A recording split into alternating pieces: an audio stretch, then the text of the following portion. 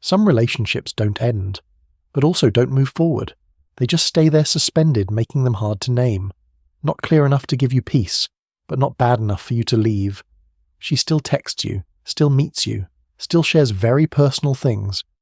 Yet deep inside, you always feel like you're standing in an uncertain position. You don't know whether you're someone special or just someone convenient for now. It's not that she's cold, and it's not that she disappears. It's just that you've never truly felt the feeling of being clearly chosen. And over time, you start asking yourself, is this just me overthinking, or is there really something wrong? If you've ever been in that state, this video isn't here to blame anyone. It's here to help you see things more clearly. These are 8 signs that you're being kept in an ambiguous relationship, where everything stays in the middle and you're always the one guessing. There's something I want to make clear right from the start. Ambiguity in a relationship is rarely accidental. It doesn't always come from confusion, and it's even less often because someone doesn't know what to do. Very often, it's a state that is deliberately maintained, not publicly calling you a partner, but also not saying you're not one, not defining your position, yet keeping you close enough that you don't leave. Everything stays in the middle, in a very safe zone, because when a relationship isn't named, there's always an exit. No need to explain, no need to take responsibility, and no need to face loss if one day they choose a different direction. This becomes even clearer when you look at how she uses social media. Her stories remain suggestive, her captions stay vague. Comments from other men are still there, not blocked, not hidden. Not because she's maliciously seeking attention, but because social media is a place where attention is kept readily available. An open door always feels safer than a closed one. I'm not saying this to judge. It's just that when someone truly wants commitment, they usually begin to close those doors naturally. Not because they're forced to, but because they no longer feel the need to leave them open. Ambiguity allows them to have you in the present without losing other possibilities in the future. And if you observe long enough, you'll notice something. This state is maintained very consistently. It doesn't move forward, and it doesn't end. It simply stays still right where you're forced to guess. I say this as someone who has observed many relationships like this, and the common pattern is almost always the same. People who truly want to stay rarely leave the other person's position unclear. There is one very small sign that, if you pay attention long enough, repeats itself with remarkable consistency.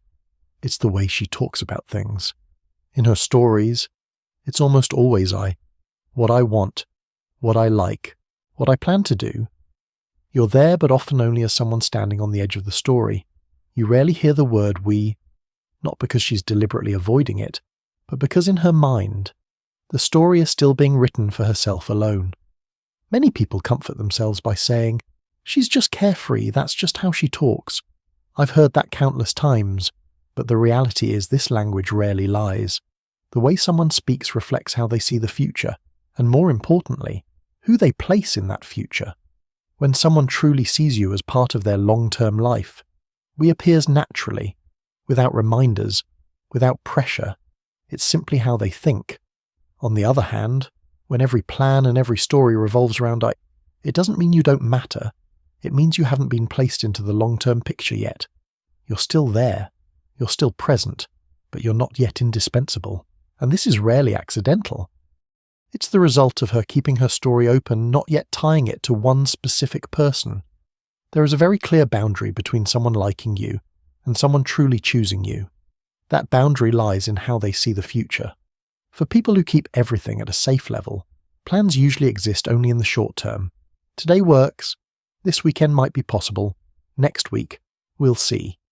Anything further ahead is always met with open-ended answers. Not because they live spontaneously, but because they don't want to lock themselves into anything too early. I've seen many cases like this, when the conversation turns to more distant milestones such as a longer trip, an important occasion, or even just a few months ahead. The topic often gets redirected, not outright rejected, but never confirmed either. Everything is kept in a state of, we'll figure it out later. The reality is that commitment always comes with inconvenience. It requires rearranging time, habits, and sometimes even other options. And someone who is keeping their options open will usually avoid that, not because they're afraid of the future, but because they don't want that future to bind them to one specific person. You're still allowed to exist in the present.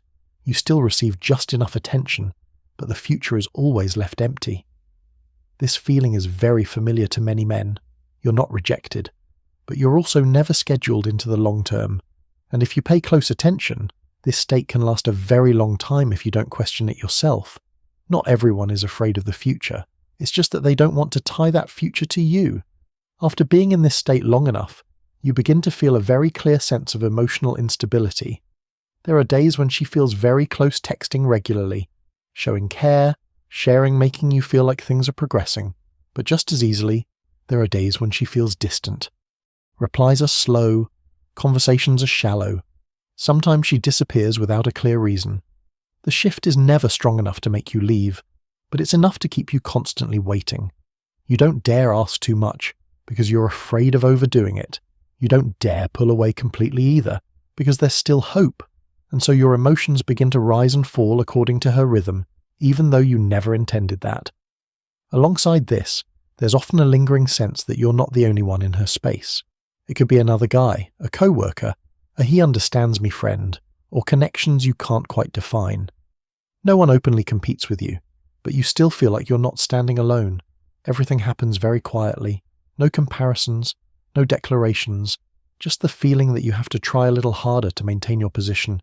And this is what truly throws men off balance, not jealousy, not insecurity, but the fact that you've been placed into a competition you never agreed to enter.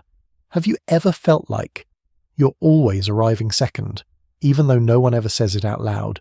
You're not removed, but you're never prioritized.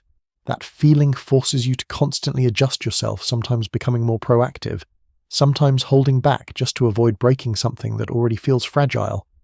I'm not saying this to encourage suspicion or control. It's simply that in healthy relationships, emotions rarely operate this way. Someone who truly chooses you usually won't make you compete in silence, and won't turn your presence into a question without an answer. There is a sentence that gets repeated very often in ambiguous relationships: I'm not ready for a serious relationship. On the surface, it sounds reasonable, honest, and gentle enough not to hurt anyone. I don't believe that statement is fake. Most of the time, it's true.